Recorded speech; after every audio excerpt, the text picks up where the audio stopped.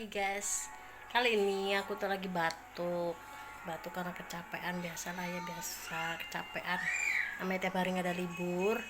Jadi kali ini tiap aku batuk, aku mau berbagi pengalaman. Aku hanya memakai rebusan ini guys, jahe. Ini dia ada jahe, serai, dan juga daun pandan.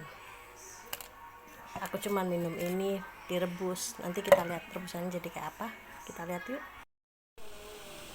Nih guys, kalau udah direbus dia berubah jadi warna seperti ini dan tandanya udah matang.